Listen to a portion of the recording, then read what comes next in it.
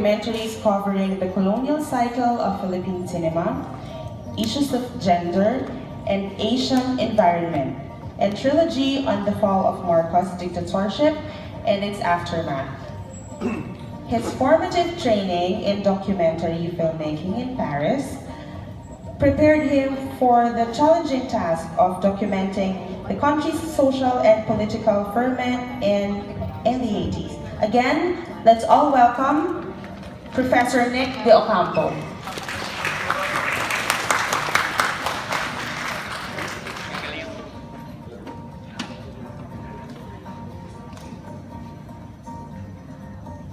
Magandang hapon sa ating lahat. Bilisan ko agad ito kasi medyo comprehensive ng konti ang aking gustong sasabihin dahil ang nakaraang isang araw at kalahati ngayon ay narinig natin, no, especially kahapon, yung impluwensya ng literatura sa pelikula. Itong huling yugto ng aming panel, at siguro baka I'm just speaking for myself, isang malaking reaksyon mula doon sa nabuo na tradisyon na tinagurian natin na pelikulang Pilipino. I would like to present a contrarian view, no?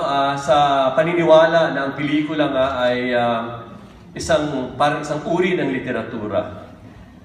Ito ay isang napakalaking deklarasyon na aking ginagawa, kung kaya nga siguro kami ay inilagay sa huli. Ini-expect ko pang abalin ako ang huli sa pinakahuling panel na ito. At ang aking papel na, hindi naman papel, no? Pero ang aking presentasyon na gagawin ay pinangalanan kong Kontra Literatura. Countering Literary Practice to Reclaim the Cinematic in Philippine Cinema. Meron akong 48 slides na nagsasaad ng daloy ng kasaysayan kung bakit ang aking argumento dito sa pagpupulong na ito ay hindi nararapat ang kasaysayan na nabuo dito sa bansa natin. Hindi ito nagbigay ng tamang pagpapakahulugan sa definisyon kung ano ang pelikula. Dahil ang pelikula ay motion pictures. Ang pelikula ay hindi literatura. Maaaring magkakaroon ng literatura ang pelikula, ngunit ibang-iba ang dalawang media na ito. So, basahin ko lang muna ang isang buod ng aking presentasyon at we'll go to my slides. Philippine cinema inherited a past deeply rooted in literature.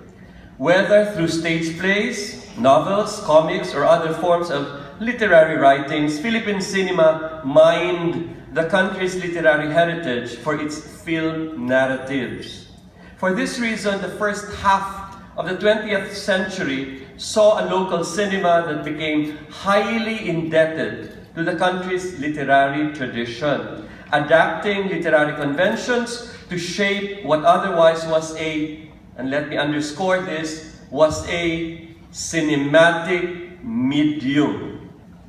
Both the first locally produced fiction film, Edward Meyer Gross' La Vida y Muerte de Dr. Jose Rizal, 1912, and the first native-produced full-length film, Jose Nepomucenu's Dalagang Bukid, 1919. They were all stage plays that were brought to the screen. The two made use of local stories to mount the initial productions, which paved the way for the indigenization of the foreign apparatus to become, quote-unquote, native. In nativizing cinema through its stories, literature immensely shaped the nature, identity, and practices of a medium that was not indigenous to the country. But by the same token that literature influenced motion pictures, here is my argument, it was also literature that shackled cinema to beliefs and practices that stifled Philippine cinema's growth as, I underscore this once again, a motion picture medium. Overly relying on literature stunted cinema's immanent properties as an essentially moving picture medium whose main attributes are optic and sonic in nature. This paper will trace the seminal moments when cinema in the Philippines began to reclaim its formalist properties away from its literary captivity in order to establish the inherent filmic properties of motion picture. From the use of visual film language to the destruction of traditional filmic lexicon based on literary conventions and its foreign enabler, the classical Hollywood narrative cinema, Philippine cinema can claim occasions when literary practices were skewed in favor of the cinematic. That way, cinema in the country fulfilled its calling to become a visual medium rather than remain as a mere avatar of literary genre. So that mainly is the encapsulation of my presentation. Can I have a microphone that I can, I'm not a plant that is rooted here, so I don't want to be blown by the wind. All right, so may I have this first slide, wherein what I say here is that, na mainly over the past 100 years, the legacy of the cinema for us has really been the legacy of literature. And it seemed like we were all made to believe that that is so, without really thinking what exactly is the medium of this so-called Philippine cinema. It is motion pictures. However, it was necessary, out of historical expediency, that the literary influences had to happen and would shape Philippine cinema. All I'm trying to do here right now is awaken ourselves that cinema is motion picture. Alright? And I am going to invoke, as a film historian myself, I want to invoke history to foster my argument. Next slide, please. Next slide. Yung susunod po. Alright. So, ang unang parte dito, I'm going to invoke history in order to support my arguments. Alright? That mainly, film had its photographic origins. From the very invention of the Lumiere brothers, or if you want to go earlier, Thomas Alva Edison, film was a motion picture. Alright? It is very material. It's made of celluloid. It's in 35mm film. It's in 60mm film. Alright? And this is something that we need to keep in mind. The other root of that is magic.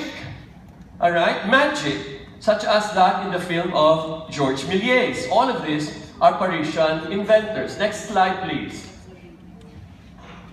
Alright, so this is what I've been saying, reality and magic. Ang unang pelikulang nagawa, at sayang lamang po, I cannot show you excerpts in the interest of time, the first motion picture, or so it is claimed, were the workers coming out of the Lumiere factory. So a camera was placed outside of the gate of the Lumiere factory, and what it captured were mainly human beings, people, actual workers coming out of the factory. There's also the train that was coming to the La Ciutat station. So mainly cinema was based on reality. This will have a very, very important impact on what I will say mamaya, wherein I would like to contradict exactly the kind of cinema, even only if theoretically, contradict exactly that, we need to reawaken ourselves into the very medium upon which Philippine cinema must and should have based itself, which is mainly reality, and the other one is fantasy, such as that of the films of George Méliès, A Trip to the Moon. Next slide, please. Alright, so this is mainly, when we talk about early cinema, we talk about early attraction, or cinema of attraction. Those who are familiar with that so-called primitive cinema, what we find are mainly the very beginnings or progenitors of the documentary, wherein you make use of actual people in actual space in actual time. Their story, as human beings, are the stories that the camera would capture. This will have a lot of impact on the documentary, a form of cinema that has not really been appreciated in this country. I am a documentary filmmaker of around 40 years, and until now, I'm still fighting exactly for that recognition and space for the genre that I'm passionate with para ma-recognize. I strongly feel that documentary is the kind of cinema that we really need in this country, and yet, it's very much overshadowed and dominated by what else? Fiction film, which was very much historically determined again, Why? Because of Hollywood domination. Let's move forward. Next slide. But however, despite the fact that cinema had its photographic origins, the novelty of this early cinema really wore off in due time. All right, I will admit that the fiction films really came in handy by around the 1910s, when suddenly films started to rely on literature for their for the narratives that it would use. Next slide. All right, and I will try to be fast with this. So this is when now films from Cinderella to Jack and the Beanstalk to biblical tales like the Passion of Christ all became the very, very materials upon which films were made in the very beginning. Thus, the migration from literature to the nascent or emergent film. Next slide, please. All right.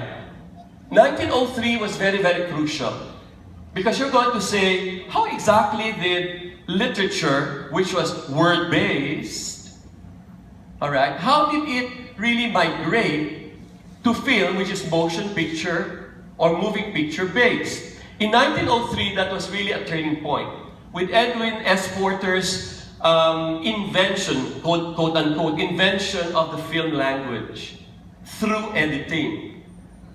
The continuity style that would define what will be called the classical narrative Hollywood cinema style. This would have its beginnings here.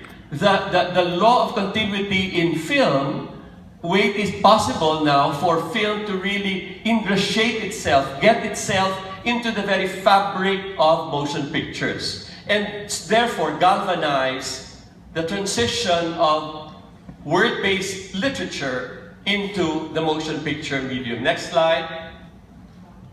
All right, I don't want to stay long here, but later on, even in the way we develop our script, it is very literary, very much based on Aristotelian notion of the poetics, the three-act structure, the beginning, the middle, and end, and so that is also being taught even in our film school. In that way, this is one instantiation where we can really find literature getting right into the very cinematic practices. All right? Just as an explanation of why ang lalim-lalim ng ugat ng literatura sa pelikula. Next slide. All right, I don't want to go into this anymore, but the law of continuity nga bali is that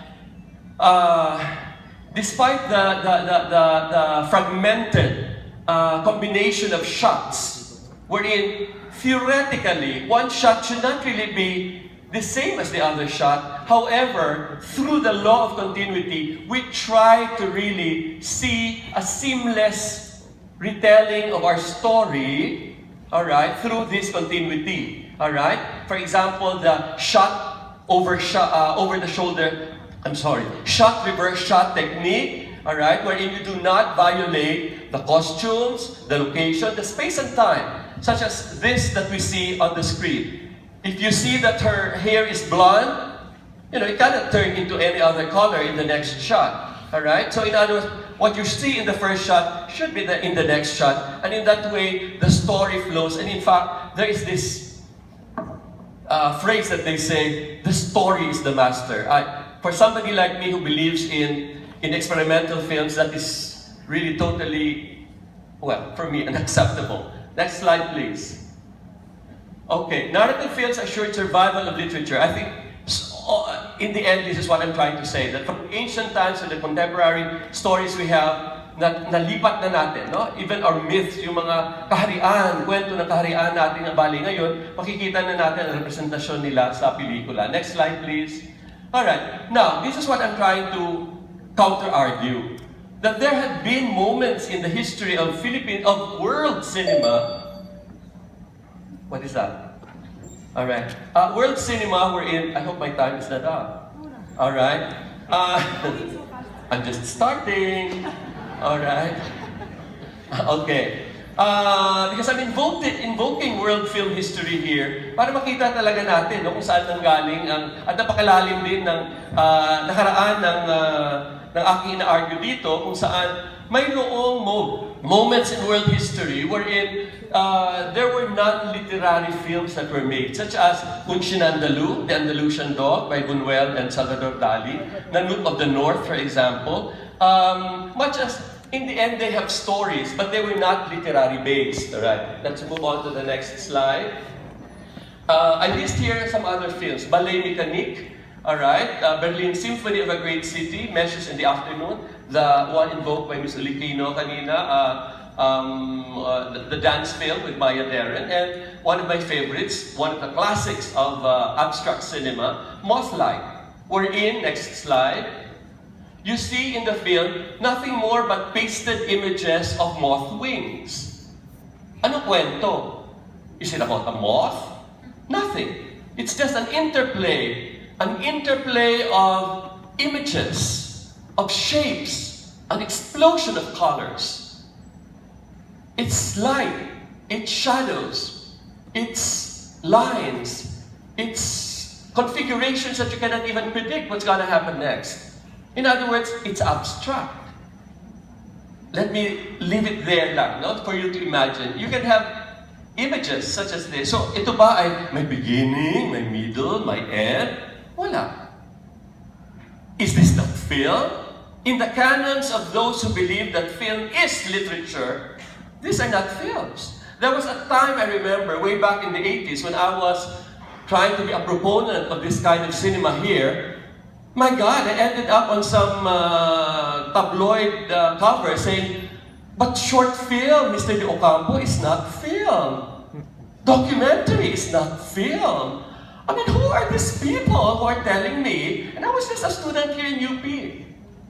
So ideological na ito sa huli, and that accounts for the passion that I have right now.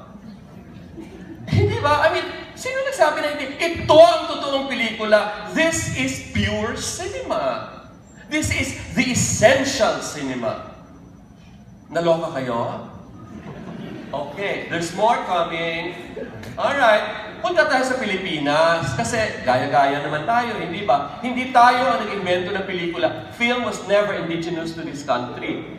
We didn't invent the camera. Next slide, please.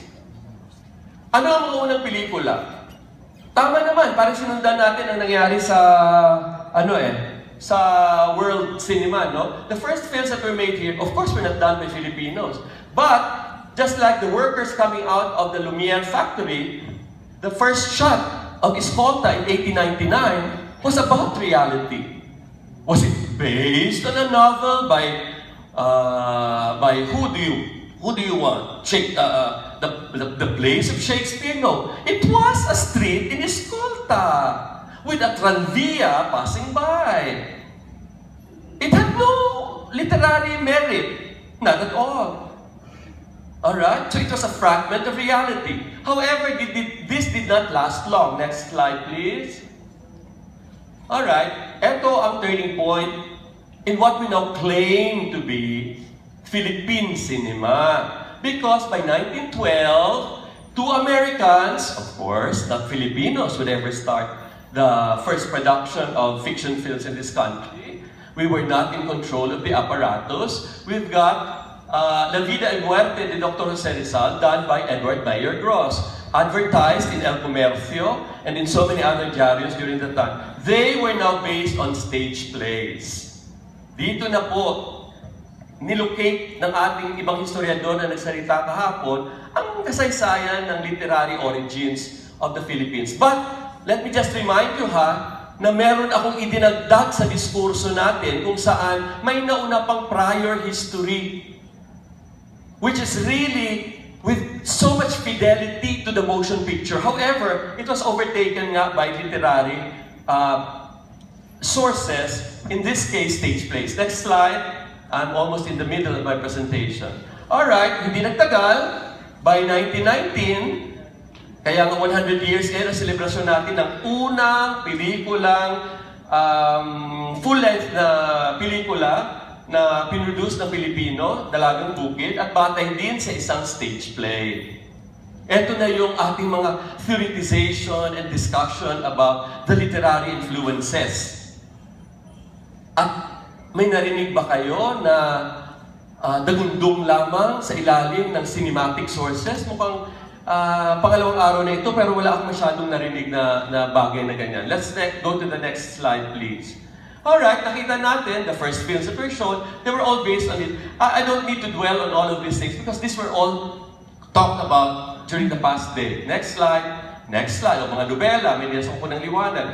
Okay, hanggang sa punto ko dito, part 3 na ako sa aking discussion, I'm almost done. I'm critiquing this. So that what I have here is no limitangere, which is literature, is not and should not be filmed. However, when we watch, and this was critiqued already in the presentation of Dr. Tiongson. I think we had a very good discussion during the time wherein he likewise agreed that ang mga pelikula natin, ang mga pelikulang batay sa literatura, kulang ng mediation ng filmmaker dahil mukhang kopyang-kopya. Ang interest was kopyang-kopya yung nobelang yon. Alright? Kung pwedeng every chapter or every character, yan din ang makikita. Kasi, of course, the audience expectation would always be there. Yan din ang nangyayari sa comics natin. Alright? That the expectation is there. But, I take the contrary view na that should not be. Alright? I leave to the open forum mamaya ang discussion na yan. But let me move on and finish my argument. Alright? Philippine cinema failed to develop its own film language. That's what I'm trying to say. If literature has words upon which to construct its stories, I argue today that film has images. Let not film and its images and its moving images serve as an avatar for the literary words. Such that one argument that I have is that Philippine cinema mainly was dominated by a narrative cinema that only allowed for film to tell stories and not to explore its cinematic properties. Are we even aware of what cinematic properties are all about? Yan po ang sinusubukan namin ituro sa aming mga klase na tingnan ng mga estudyante namin ang elementong pampelikula, the motion pictures, and not be slaves of the scripts that they have written. I have one esoteric thing sometimes that I do in my directing classes after my students have written their scripts. What I do is this ritual. You think you have written the best script in the world? I'm sorry. This should be a rite of passage so that you will realize that a script, which is a piece of literature, is not a film. And as a rite of passage, move on from here. Some of my students in the past would cry, what can I do? From here, you need to mature and see exactly that film is motion picture and not that very script. It can be a basis of your story, but in the end, it is the moving pictures that will define that film. Then the second one, and this is the most oppressive, I think, the classical Hollywood narrative cinema style. It is that law of continuity that I was talking about. You know, go to your classes, ask your teachers how exactly the classical Hollywood cinema style operates. Otherwise, enroll in our classes here in UP. All right. Next slide, please. When did Philippine cinema resist that linear narrativity? Oh, that's very generous of you. I've got 5 minutes. All right, I'm finishing. All right, it's when we had documentary films and experimental films. Let me go to the next slide because they want me to hurry up. All right, so here are some of the images. All right, when you have a film like Imelda, starring Imelda Marcos, and having Imelda Marcos herself appearing in her own film, di ba? Walang literary script upon which, you know, that story has been based. It's her true-to-life story. Maybe a book later on will be based on her, but the thing is that you get it from her mouth. The Oliver, you know, the documentary I made, for example, or the People's Power Revolution that I shot in 1986, for example, these are all not scripted by a previous literary piece, but rather these are true-to-life images. And I was working, pinapanday ko ang mga gumagalaw ng mga imahe, ang tangke na nakikita ko sa harap ko, ang mga madring nagdarasal, ang mga api ng mga this and ang mga nagsisigawan ng mga estudyanteng at ang mga helicopter na lumilipad. Those were the ingredients of my film rather than basing it on a literary script. The film by Ditzi Carolino about these marginalized children, child labor, that's a very powerful story. Again, not based on a literary piece, but let me just tell you, the cinematic quality, the light, the shadow, the shapes that you see in the film, all define this cinema, of course, in the best way it could as a moving picture medium. All right. I do not want to go through the history of the documentary anymore, except just to say in this slide that Jose Nepomuceno actually first made a documentary in the form of a newsreel before he did Dalagang Bukid. And yet, much as this was public knowledge, I would like to think, many of the film histories that we have about Philippine cinema would only invoke Dalagang Bukid and totally forget about the documentary. Alright?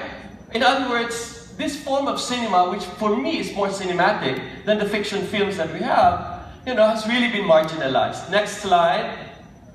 Alright, I now go to the films that are being produced. Now, this is a slide from what I consider to be one of the really most important filmmakers in this country. You don't know him. His name is Regimen Romana, a genius as far as I know. He made this abstract film called Pilipinas. I just don't have the time to show it right now, but this is a slide from his film. I'll show you another slide from his film. Okay, next slide. Next slide. Next slide. Ay, wala na. Okay, balik mo dun. Alright, balik lang dyan sa slide na yan. So here you are. Pinicturan niya, ginawa niya ng pelikula, ang pelikula mismo na nabubulok. Alright? I hope there will be another time where we are able to think about this, to show about this. But the point I'm trying to say now is that it becomes a meta discourse on film itself. Alright? Wherein film captures its own film. But let me move forward. Nobody remembers Ferdi Grofe, but he won one of this country's major awards in Bilbao, Spain, with his film Soul of a Fortress, a pure film about that was nothing more but movement in Corregidor. It's an anti-war film, meditating on the futility of war, and not a single word was said. It was all an orgy of movement. It's unbelievable, that film. Of course, nobody is praising this film, but sayang lamang. Next slide. You have heard about Kidlat Tahimik. Let me not add more to that. Everybody knows about it. My last issue here is, I will leave the stage by asking you, and I'm not referring to any oral or written language. May I ask you, in what language does Filipino cinema speak? I'm not referring to the dialogue. I'm not referring to the script. But in what visual language do you think we have a Filipino visual language? That, for me, I leave you with this very important question. In what language does it really speak? And just allow me a very quick response to my own question, because I'm not just here to titillate you. Next slide. Alright. May dalawang pamamaraan ako na ini-explore ko ngayon. Baka unahan niyo ako dito, okay na. Alright? First of all, the reworking of the traditional. Lino Broca is my exemplary example